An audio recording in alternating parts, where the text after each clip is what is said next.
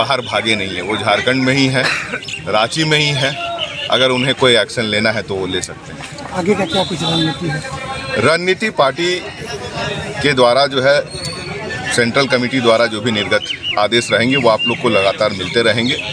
लेकिन ये भूल जो लगातार केंद्र सरकार अनावश्यक जनता की चुनी हुई सरकार को कार्यों में बाधा डालने का लगातार जो प्रयास है, उसे अब ना झारखंड की जनता बर्दाश्त करेगी, ना हम लोग बर्दाश्त करेंगे।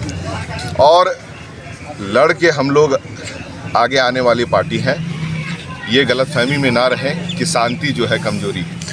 आखिर ऐसी क्या ज़रूरत पड़ी कि 20 तारीख को मुख्यमंत्री ईडी को अपने आवास में बुलाते हैं और ठीक उनसे 4 दिन पूर्व झारखंड मुक्ति मोर्चा साहेबगंज में बंदी भी बुलाती है? इसका मतलब क्या है? किस दृष्टिकोण से आप इसे देखना चाहते हैं? दृष्टिकोण आप एक ही रखिए मेरे हिसाब से कि केंद्र एजेंसियों का दुरुपयोग बीजेपी अब बंद करे और राज्यों में जो चुनी हुई सरकार है उन्हें अपना काम करने दे, सम्मानपूर्वक काम करने दे। क्योंकि हम जनता के लिए काम कर रहे हैं, उनके वॉशिंग मशीन में हम धुलने के लिए तैयार नहीं का दिखाया गया। बड़े दुख की बात है कि साहेबगंज और पाकुड़ का जो राजस्व का आकलन अगर देखा जाए तो मुझे लगता है झारखंड में सबसे टॉप में पाकुड़ और साहेबगंज की स्थिति होगी। और उसके बावजूद 9 साल से जिस तरह से हम मांग कर रहे हैं और यहाँ पे जो है सिर्फ 2 स्टॉपेज दिखा करके ये अपना चेहरा चमका रहे हैं, तो यहाँ के लोगों को खैरात बिल्कुल नहीं चाहिए।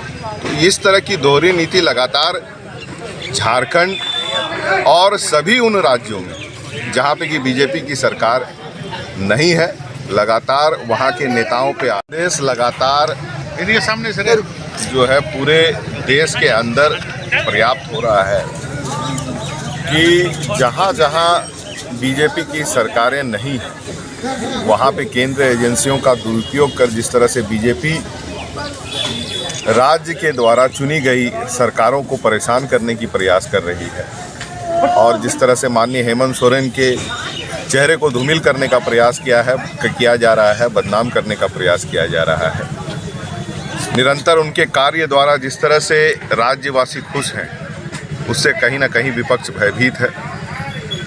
और इस तरह के आरोप प्रत्यारोप, उसका सीधा मैं ये कह सकता हूँ कारण यही है कि झारखंड मुक्ति मोर्चा इंडिया अलायंस के तहत एक बहुत मजबूत सरकार चला रही है। और आज अगर हम बीजेपी में शामिल हो जाएंगे तो उनके द्वारा सारी चीज़ें बंद हो जाएंगी।